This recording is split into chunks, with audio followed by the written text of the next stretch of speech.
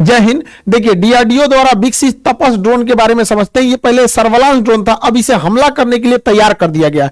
ये अभी बेंगलोर में हो रहे एयर शो का ऊपर से एरियल सर्वेलांस किया है। इसका नाम तपस है। तपस का फुल फॉर्म होता है tactical airborne platform for aerial surveillance. तो टैक्टिकल का मतलब होता है कि बहुत ज्यादा दूरी नहीं, कम दूरी तक के लिए ये होता है। छोटे हमले को अक्सर लोग टैक्टिकल के नाम से हम लोग इसे जानते हैं। इसकी विशेषताओं के बारे में समझते हैं। ये एक्चुअल एक सर्वेलांस ड्रोन के रूप में इसे विकसित किया गया था, लेकिन अब इसे आर्मर ड्रोन के तौर पे तब्दील कर दिया गया। अमेरिका भी प्रेडिटर जो ड्रोन बनाया था वो पहले सर्वेलांस के लिए बनाया था, निगरानी के लिए। अब उसको क्या कर दिया, उसमें मिसाइल वगैरह लगा के हार्ड पॉइंट जोड़ के उसे घातक हथियारों से लैस कर दिया। आज दुनिया में सबसे ज्यादा तबाही वही मचा रहा है। तो ये जो हम लोग का तपस ड्रोन है, रुस्तम 2 का ये एडवांस वर्जन है, तो ये अब हमला करने के लिए भी तैयार रहेगा। इसे डीआरडीओ ने विकसित किया और बनाने की जिम्मेदारी एचएएल हिंदुस्तान एरोनॉटिक्स लिमिटेड को दे दिया। वो अपनी प्रोडक्शन फैसिलिटीज में इसका विकास करेगी और तेजी से इसे आगे बढ़ाएगी। इसके नंबर ऑफ मतलब आर्मी, एयरफोर्स, नेवी सबके लिए इसका प्रोडक्शन को आगे बढ़ाया गया। लगभग 76-74 के आसपास में इसका नंबर को अभी मांगा गया है। हालांकि और इसके नंबर्स को बढ़ाया जाएगा। शुरुआती परीक्षण इसका कर्नाटक में हुआ था। कर्नाटक के शुरुआत में इसका कोलार में परीक्षण हुआ। दूसरा परीक्षण जो पूरा बढ़िया से ट्रायल किया गया चित्रदुर्ग में। यह अक्सर क्वेश्चन पूछेगा, चित्रदुर्ग कहां है? कर्नाटक में। हालांकि पहले भी मिसाइलों के परीक्षण के लिए हमारे पास उड़ीसा का व्हीलर द्वीप, जिसका नाम ये कलाम द्वीप हो गया, उसके ऊपर है चांदीपुर और यहां पोखरन। ये 4 जगह याद रखिएगा मिसाइलों के परीक्षण के लिए यह जगह है। इसके बारे में अब समझते हैं।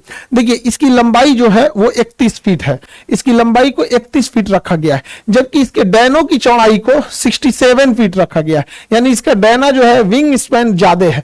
जितना ज्यादा विंग स्पैन रहेगा वो हवा में उतना ज्यादा स्टेबल रहेगा। वो कोई भी चीज स्टेबिलिटी उसकी बढ़ जाती है। इसमें टर्बोप्रॉप टाइप के इंजन लगे गए हैं, जिसके फैन बाहर होते हैं। टर्बोप्रॉप इंजन के फैन क्या होंगे? बाहर रहेंगे। इसमें 3 ब्लेड दिए गए हैं घूमने के लिए, जबकि तुर्की का जो TB2 ड्रोन था उसमें 2 ही विंग्स थे, 2 ही फैन है घूमने के लिए। इसमें 3 फैन है।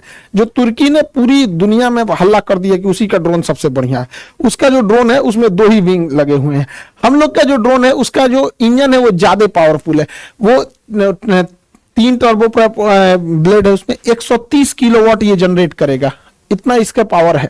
जबकि तुर्की का जो TB2 ड्रोन था वो 75 किलोवाट ही जनरेट करता था। ये तुर्की का यही ड्रोन है जो अजरबैजान की लड़ाई में पूरी तरह से तख्ता पलट कर दिया था, या ये यूक्रेन की सेना का पूरा मदद किया था, यही TB2 ड्रोन। इस ड्रोन की जो सर्विस सीलिंग है, जब ऊंचाई होती है उसे सर्विस सीलिंग टेक्निकल भाषा में बोला जाता है, 35,000 फीट है। 35,000 फीट पे कमर्शियल जहाज उड़ते हैं। इसका मतलब ये जहाज की हाइट पे उड़ेगा, छोटे मोटे चीज नीचे से पकड़ भी नहीं पाएंगे। यहाँ पे इंडोरेंस जो है इसमें कितने देर तक उड़ सकता है, ये तो 18 घंटे की इसकी इंडोरेंस क्षमता है। रेंज जो है ये 1000 किलोमीटर तक जाकर हमला कर सकता है। यहाँ पे इसकी रफ्तार 350 किलोमीटर प्रति घंटा बताई गई है यहाँ पे। अभी इसकी रफ्तार, इंजन और स्मूथ होंगे। इसके खाली वजन, केवल मतलब जो जहाज का वजन है, इस ड्रोन जो है, इस ड्रोन का अकेले वजन 1800 केजी है, लेकिन यह ले जा सकता है 350 केजी का पेलोड। यहीं से इसकी एडवांसमेंट चालू होती है कि 350 केजी के हथियार को ये ले जा सकता है। जबकि तुर्की का जो TB2 ड्रोन था वो महज 150 केजी के ही वजन को ले जा सकता था। 150 केजी में वो 2 से 3 मिसाइलें ही ले जा सकता था, जिस वजह से उसे बार बार वापस आना पड़ता था। दूसरा, ये एक राफेल में मतलब 50 राफेल खरीद, इसको एक राफेल में ये 50 ठो आ जाएगा। और तगड़ा, इतना खतरनाक, जिसका कोई अभी रेट डिस्क्लोज नहीं होता है ये डिफेंस के चीजों की, इसलिए हम लोग इसका अंदाजा लगा सकते हैं, लेकिन ये बहुत सस्ता होता है। इसका रेट अभी किसी को एक्चुअल नहीं पता होता। तो 350 केजी का ये हथियार ले जा सकता है, TB2 ड्रोन से ज्यादा ले जा सकता है। हालांकि तुर्की भी अपने ड्रोन्स को एडवांस कर रहा है। इन ड्रोनों में हार्ड पॉइंट लगाए जाएंगे, 4 हार्ड पॉइंट्स लगाए जाएंगे, 2 इस विंग्स पे, 2 इस विंग्स पे। हार्ड पॉइंट उसे कहते हैं जहां पर हम हथियारों को अटैच कर सकते हैं। तो इसमें 4 हार्ड पॉइंट लगा दिए जाएंगे जहां से हम हथियारों को अटैच कर सके और फिर उससे हम लोग फायर कर सकते हैं। ये ड्रोन ज्यादातर काम आते हैं टैंक्स वगैरह को उड़ाने के लिए यहाँ पे। और हम लोगों ने टैंक को उड़ाने के लिए पहले से ही ऑलरेडी मिसाइल डेवलप कर लिया है, Helina missile. Helina missile tanks के लिए एकदम घातक साबित होती है। अब हेलिना मिसाइल अकेले का वजन 50 केजी है। एक हेलिना मिसाइल का वजन 50 केजी है। तो अगर हम 7 ठो हेलिना मिसाइल लाद देते हैं तो 350 केजी टोटल वेट हो जाता है। और आपको पता है कि इसकी क्षमता ही जो है वो 350 केजी उठाने की है। यानी हम लोग एक साथ 7 हेलिना मिसाइल छोड़ सकते हैं, यानी वो करोड़ों का टैंक भेजो, हम यहां से ड्रोन भेजते रहेंगे। युद्ध नीतियां बदल चुकी हैं। यूक्रेन की लड़ाई और आर्मेनिया और अजरबैजान की लड़ाई ने यह साबित कर दिया कि अब जिनके पास ड्रोन टेक्नोलॉजी बेहतरीन है वही आगे निकलेगा। अब देखिए, ईरान जैसा छोटा देश जो डिफेंस के मामले में आत्मनिर्भर नहीं था, वह छोटा देश ईरान भी रूस को ड्रोन दे रहा है कि हमारे ड्रोन से आप यूक्रेन में मारिए। तुर्की जो भी हथियार के निर्यात में उतना नहीं प्रसिद्ध था, लेकिन उसने भी यूक्रेन को दिया मारने के लिए, और ये ड्रोन तख्ता पलट कर दिए, पूरी तरह से माहौल बदल दिए। ये ड्रोन बहुत सस्ते होते हैं, मेन लड़ाई इसी चीज की, बहुत सस्ते होते हैं। यहाँ पर ड्रोन में कोई पायलट नहीं बैठता, इसलिए ह्यूमन कैजुअलिटी का कोई बात नहीं होता है। तो ये आर्मर ड्रोन अब हो जाएगा, ये TB2 ड्रोन, और 7 मिसाइलों को ले जा सकता है। और टैंक का हाल ये हो जाता है, देख सकते हैं यहाँ पर। इसमें अलग तरह का नेविगेशन सिस्टम जोड़ा गया है। दुनिया के जितने ड्रोन हैं, मतलब ज्यादातर ड्रोन, जैसे TB2 ड्रोन हो गया और ईरान का ड्रोन हो गया, ये GPS का प्रयोग करते हैं, और GPS की कंट्रोलिंग अमेरिका के पास है। तो हम अपना आंख अमेरिका को नहीं दे सकते हैं। तो भारत ऐसा है कि क्योंकि हमारे पास इसरो ने गगन सैटेलाइट सिस्टम छोड़ दिया, तो ये उस ड्रोन को रास्ता दिखाने का काम गगन करेगा। और गगन ऑलरेडी ट्रस्टेड है, हमारी नेवी यूज करती है, एयरफोर्स पहले से यूज कर रही है, जहाज हमारे इंडिया में जितने उड़ते हैं वो गगन को यूज करते हैं, जितने भी ट्रेन वगैरह का एग्जैक्ट लोकेशन के लिए भी हम लोग गगन का ही प्रयोग करते हैं। तो ये गगन सैटेलाइट हम लोग का है, तो हमारे इसके ऊपर कंट्रोल है, इसका प्रयोग करना ज्यादा सही है, और ये पूरी तरह से भारत की निगरानी देता है। तो अब हम लोग कहीं पे भी हमला करने के लिए GPS पे डिपेंडेंट नहीं है, ये पूरी तरह से गगन ड्रोन सिस्टम से ऊपर का इसका एंटीना सिग्नल ले लेगा, और कहां क्या चीज हो रहा है सब कुछ पता कर लेगा। इवन कि ये आपस में लिंक भी होते हैं। अगर कोई कमर्शियल जहाज जा रहा है, इसको कुछ दिखाई दिया तो ये गगन को बता देगा, वो बता देगा ड्रोन को यहाँ पे। तो इन आपस में इंटरचेंज होने से रियल टाइम डाटा इजी पता चल जाएगा कहां हमला करना है कहां नहीं। अब GPS में कोई डाटा मिल रहा है वो देर से मिलेगा। जैसे अगर किसी को बता दिया कि लखनऊ के ऊपर से एक जहाज जा रहा है, आधा घंटा बाद हम ये सूचना देंगे कि लखनऊ से जहाज जा रहा है, तो जहाज पता नहीं कहां जा चुका रहेगा आधा घंटा में। तो हमें जो भी जानकारी चाहिए रियल टाइम पे, अभी वो जहाज पिन पॉइंट कहां है। तो रियल टाइम डेटा के लिए हमारा गगन सिस्टम बहुत जरूरी है, और ये आपस में इंटीग्रेटेड है, सारी सिस्टम आपस में एक दूसरे से इंटीग्रेट है, जिससे हमें रियल टाइम डाटा लेने में इजी होगा। इसमें नेविगेशन सिस्टम में दुनिया का सबसे एडवांस नेविगेशन सिस्टम डाला गया है यहाँ पे। इसके कैमरे में बिल्कुल HD क्वालिटी को, लेकिन HD क्वालिटी ये देखने के काम में आता है। युद्ध में कितना अच्छा देखते हैं ये मतलब नहीं, जब दुश्मन को देख लेंगे तो आप भी दुश्मन को मार देंगे और दुश्मन भी आपको मार देगा। या सारी लड़ाई आज बियॉन्ड विजुअल रेंज है, हमारे नजरों से दूर की लड़ाई हो गई है, छुप के लड़ाई हो गई है, अंधेरे में हो गई है। तो अब वो HD काम नहीं आने वाला लड़ाई में, अब टेक्नोलॉजी काम आएगी। तो उसमें क्या काम आएगा, देखिए नाइट विजन यहां नीचे सर्वेलांस के लिए लगाया गया है। इसमें नाइट विजन भी दिए गए हैं और साथ में इसमें थर्मल कैमरा भी दिया गया है। देखिए नाइट विजन होता है कि हमें अंधेरे में देखने की सहूलियत दे देता है नाइट विजन, जबकि थर्मल कैमरा ऐसा नहीं होता है। थर्मल कैमरा हम गर्मी को भांपता है, कहाँ का टेम्परेचर ज्यादा है उसको गर्म करके दिखाता है। जैसे ये हिरन है, इनका टेम्परेचर ज्यादा था तो इनको इस कलर से दिखा दिया, बाकी के पेड़ पौधों का टेम्परेचर कम था तो उसको अलग कलर से दिखाया। तो ये होता है थर्मल कैमरा और ये होता है नाइट विजन।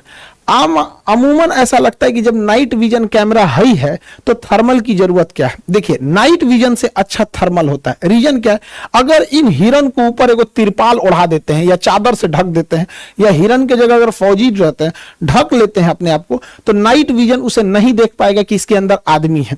और यही काम आ जाता है थर्मल कैमरा। अगर आप इनके ऊपर चादर से ढक भी देते हैं तो इनके बदन की गर्मी थोड़ी ना खत्म हो जाएगी, तो ये गर्मी को पहचानता है। इसलिए थर्मल कैमरा ज्यादा अच्छा होता है ये क्या नाम है डिफेंस के मामले में नाइट विजन से। लेकिन कब किसकी जरूरत पड़ रही है तो नाइट विजन में भी देख लेगा, दिख रहा है, थर्मल में भी देख रहा है, एकदम एक्यूरेट पता चल जाएगा। तो ये दोनों सिस्टम इसमें लगा के दिया गया है हमारे तपस ड्रोन में। निगरानी इसके जो नेविगेशन सिस्टम है ये बहुत बेहतरीन है। इसके अलावे अब देखिए हमको जब आसमान में कोई चीज उड़ रही होती है तो हमें चाहिए, थर्मल कैमरा क्या करता है कि छोटी सी छोटी चीजों को दिखाने लगता है कि हाँ मुंह, यहाँ नाक के पास का टेम्परेचर ज्यादा है, हथेली का टेम्परेचर कम है, माथा का ज्यादा है, तो कई कलर से दिखाने लगता है, इससे कंफ्यूजन होने लगता है। इसलिए उससे बेटर है infrared sensor, IR sensor, infrared system में क्या होता है कि इसमें कंप्यूटर में सेव कर दिया जाता है कि ज्यादा टेम्परेचर को दिखाना है, बाकी को काला कर देना है। तो अगर इसमें सेट कर देंगे कि 400 डिग्री सेल्सियस को दिखाना है, तो देखिए कोई भी जहाज चलेगा तो उसका इंजन 400 डिग्री सेल्सियस होता है। या इसमें सेट कर दीजिए इसके सिस्टम में कि 200 डिग्री सेल्सियस से टेम्परेचर ज्यादा रहेगा तो ही स्क्रीन पे दिखाना, अदरवाइज में मत दिखाना। तो इसका पूरा स्क्रीन काला दिखता है, इस टाइप का काला दिखेगा। लेकिन जहां टेम्परेचर ज्यादा आया 200 डिग्री सेल्सियस से, तो जहां जहां उसको ज्यादा दिखेगा वहां वहां का डिजाइन बना देगा। तो देखिए जहां जहां टेम्परेचर इसको ज्यादा दिखा उसका डिजाइन बना दिया, पता चल गया इस पूरा जहाज है, बाकी पूरा ब्लैक रहेगा। समझ गया कि नहीं? इसमें देखिए यहां टेम्परेचर ज्यादा, यहां ज्यादा, यहां ज्यादा, यहां ज्यादा, तो उसी हिसाब से बना देगा। तो इसका स्क्रीन है पूरा ब्लैक रहता है। इंफ्रारेड वाले में यही खास है, पूरा स्क्रीन ब्लैक। अब जो आ गया सीधे मारो, जो आ गया मार दो यहाँ पे। तो इस पे इससे भी अटैक करने में इजी हो जाएगा। यहाँ पे देखिए इसका टेम्परेचर ज्यादा था तो पकड़ लिया, तो इंफ्रारेड। तो नेविगेशन की कितनी बेहतरीन व्यवस्था रखी गई। लेकिन ये सारा नेविगेशन फेल हो जाता है, जानते हैं कब? जब कोई जहाज ग्राउंड पर हो और उस ग्राउंड के जहाज का इंजन ऑफ हो, तो पकड़ना काफी मुश्किल होता है। तो अभी के समय में सबसे एडवांस टेक्नोलॉजी है वो है synthetic aperture radar. Synthetic aperture radar कैसे काम करता है, उस सिस्टम को भी इसमें दिया गया है, सिंथेटिक अपर्चर रडार को। अब समझ में आता है आत्मनिर्भर का फायदा क्या होता है। ये सारा सिस्टम इसरो ने दे दिया है, सारा सिस्टम इसरो के पास है। सिंथेटिक अपर्चर रडार तो कुछ इसरो ने दे दिया, कुछ डीआरडीओ ने दे दिया, कुछ एचएएल ने दे दिया, पूरे मिलके आपस में काम करते हैं सब। तो सिंथेटिक अपर्चर रडार क्या है? ये देखता ही नहीं, अंधा होता है। सिंथेटिक अपर्चर रडार वो अंधा की तरह काम करता है। अंधा कैसे ऐसे छू छू के निशाना ऐसे छूता है, अरे क्या चीज है, ओ हो कोई आदमी खड़ा है, ऐसे टच कर लेता है। वैसे ही वो वेव छोड़ता है, तरंगों को छोड़ता है। अब जैसे हमारे ऊपर कोई तरंग छोड़ेगा तो नाक से जो तरंग टकराएगी वो पहले ही चली जाएगी, जो गाल से टकराएगी वो थोड़ा बाद में जाएगी, क्योंकि नाक ऊपर है गाल नीचे है। तो उसी तरह से अलग अलग जगह से टकराएगी तो अलग अलग तरंगे उठेंगी। जैसे सिंपल सी बात बताते हैं, हम आटा सान लेते हैं, ठीक है, आटा सान के अपने मुंह पे इसे चिपका देते हैं इसे। और जब इसको नोचेंगे तो मेरा थुथुर का चेहरा उस आटा में चिपक जाएगा, तो पता चल जाएगा कि हाँ इसका सांचा ले लिए हैं। यही काम करता है अपर्चर रडार। ये जिसके ऊपर से गुजरेगा तो उसके ऊपर से पूरी तरह से वेव छोड़ देगा, ऐसे पूरा वेव छोड़ देगा और देखेगा कौन वेव कितनी ऊंचाई से टकरा के आ रहा है। जैसे इधर साइड साइड में घास था, बीच में यहाँ रनवे था, तो रनवे वाला अलग आ गया, ये टैक्सी वे वाला अलग आ गया, पेड़ पौधे का अलग आ गया, तो पूरा स्कैन कर लेता है। अब इसमें कोई छुपा रहे या नहीं, अब कोई छुपा भी रहेगा तो उसके जगह गोल बना देगा कि भैया तरंग यहां पहले ही आ गई है, जमीन तक नहीं गई है। तो ये सिंथेटिक अपर्चर रडार से भी इसे लैस किया गया, यानी इसमें पूरी तरह से नेविगेशन जो भी एडवांस अभी के लेटेस्ट टेक्नोलॉजी पे। हालांकि इसमें हमला करने के लिए एक और लेटेस्ट टेक्नोलॉजी जोड़ा गया, laser guided system. Laser guidance system क्या होता है? देखिए जमीनी लड़ाई में आप फौज को नकार नहीं सकते, चाहे जितना भी टेक्नोलॉजी आ गया, फौज वहां खड़ी रहती है। कई बार फौज को दिख जाता है कि वहां दुश्मन का तोप है, वहां दुश्मन का टैंक है, वहां दुश्मन का बस जा रहा है, ट्रक जा रहा है, तो वो फोन करेंगे, अरे दुश्मन का ट्रक उधर गया है, आओ आओ आओ आओ। अरे तो जहाज आएगी, फिर खोजेगी किधर गया किधर गया, अरे हमको नहीं दिख रहा है, तो कहेगा दाहिने मुड़ो बाएं मुड़ो। अरे वो जहाज से कैसे देख पाएगा दाहिने मुड़ो कि बाएं मुड़ो? जहाज से दिखेगा तो कोई चीज में उठपटांग दिखता है, समझ में नहीं आएगा। तो यही काम आता है लेजर। जैसे देखिए यहां एक आदमी लेजर मशीन लेके खड़ा रहेगा, इस साइड में लेजर मशीन लेके खड़ा हो जाएगा। ये लेजर मशीन से दुश्मन के टैंक के ऊपर वो लेजर लाइट चलाएगा। अब लेजर लाइट दिन में किसी को चला दिखा दीजिएगा तो उसको क्या समझ में आएगा? तो इस बेचारे टैंक को कुछ पता ही नहीं है, दुश्मन का ये टैंक है, इसको कुछ पता ही नहीं है कि इसके ऊपर किसी ने निशाना भी लगाया है। एक्चुअल में इस पे तो निशाना ही नहीं लगाया है, उसने तो इस टैंक के ऊपर केवल एक रोशनी छोड़ी है, लेजर की रोशनी। अब ये लेजर रोशनी यहां बिखरने लगेगी, जैसे यहां बिखरेगी, अब ये बिखरेगी तो तरंग बनेगा और इसे रडार से पकड़ लिया जाएगा कि यहां पर कोई ना कोई हलचल हो रहा है, और वह हलचल देखकर ऊपर से उड़ता हुआ ड्रोन या फाइटर जहाज आ जाएगा और वो समझ जाएगा, ओ भाई साहब हलचल कहां हो रही है, तो इसी पर बम गिरा दो, गिरा देगा इसी के ऊपर। देखिए इसने मारा नहीं, इसने केवल निशाना लगा दिया इस पर। ये कैसे काम किया समझिए ध्यान से। देखिए यहां दुश्मन का एक टैंक, दो टैंक, ये तीसरा टैंक। ये आदमी तिरपाल ओढ़ के छुपा हुआ है, कैमोफ्लाज कहते हैं इसको, घास उस लगा के छुप जाते हैं। और यहां से लेजर बीम छोड़ रहा है इसके ऊपर। जैसे लेजर बीम इसके ऊपर छोड़ेगा तो ये लेजर बीम जाने के बाद यहां से स्कैटर्ड होकर बिखर जाएगी, जिससे यहां पर बिखरेगी तो मशीनें उन तरंगों को पकड़ लेगी। रडार इन बिखरे हुए तरंगों को पकड़ लेगा। रडार जैसे इस बिखरे हुए तरंगों को पकड़ेगा तो हमारा ड्रोन या हेलीकॉप्टर या फिर फाइटर जहाज इस डायरेक्शन में चल देंगे कि ओ ससुरा यहीं मारो बम धड़ाम से। अब ये ड्रोन लेके पहुंच गया और नीचे से मार दिया मिसाइल, और मिसाइल जाके सीधे हिट कर देगी। इसने एक भी गोली नहीं चलाया, लेकिन इसने सारा कांड करके रख दिया। इसे कहते हैं लेजर डेजिग्नेटर। यही डिसाइड करता है कि लेजर कहां जाएगा। इसको क्या पता चलेगा? अच्छा, हमारे ही ऊपर कोई लेजर लाइट इसे थोड़ा सा जला देगा तो क्या पता चलेगा? कुछ नहीं पता चलेगा। लेकिन वो बिखरेगा तो रडार छोटे से छोटे चीजों को पकड़ लेता है, जिस वजह से वहां पे आके हमला किया जा सकता है। तो ये अभी की सबसे खतरनाक टेक्नोलॉजी है। देखिए यहां पर इसने यहां से लेजर लाइट इसको दिखाया, ये बेचारा चुपचाप जा रहा है, कह रहा चलो जी जाइए रहे, हम भी चलते हैं, तुम भी चलो। ए सोच रहा, नहीं आ गया ऊपर से, आगे आओ। क्योंकि इसकी लेजर जहां पे निशाना लगा रही होती है, ये तुरंत जानकारी सैटेलाइट को दे देती है, सैटेलाइट जहाज को दे देती है, और जहाज आके इसको मार देता है। तो आज का जो सिनेरियो है लड़ाई का, वो कंप्लीटली चेंज हो चुका है। तो तपस ड्रोन अब सर्विलांस नहीं रह गया, बल्कि अब यह हमला करने के लिए तैयार हो गया है। डिफेंस के सेक्टर में जो भी चीजें नहीं होती उसको याद रखते रहिएगा, क्योंकि अब साइंस एंड टेक्नोलॉजी के सेक्टर में क्वेश्चन पूछने का दायरा बढ़ते गया है। बीपीएससी का एग्जाम हो गया, मेंस की क्लास चालू भी हो गए हैं, 16 तारीख से मेंस स्टार्ट हो गया। ऑफलाइन में हम लोग लिमिटेड ही लड़कों का एडमिशन ले सकते हैं, क्योंकि ऑफलाइन में अब जगह नहीं बचा। ऑफलाइन का हमारे पास भी एक लिमिटेशन है बाबू, समझिए कि हम कितने लोगों को ले सकते हैं। कुछ को ले सकते हैं एडमिशन, बाकी लोगों को हम ऑनलाइन ही पढ़ा सकते हैं। तो कोशिश करेंगे लोग ऑनलाइन ही ले लें। बीपीएससी के जितने लड़के लगते हैं, अब पूरी तरह से डेडिकेटेड होकर आप जुट जाना है मेंस पर। और मेंस में जो 300 नंबर का निबंध है, वो पूरा प्रॉपर क्लास होगा। आपको धर्मेंद्र सर पूरा क्लास लेंगे निबंध का, और वो क्लास आपको प्रॉपर 2 महीने से 3 महीने के टाइम में लगेगा उसको कंप्लीट करने में। फिर आपको मेंटरशिप में दिया जाएगा, आप हमारे ही गाइडेंस में पढ़ सकते हैं। ऐसे नहीं कि रैंडमली जैसे भी पढ़ना होगा वैसे पढ़ेंगे।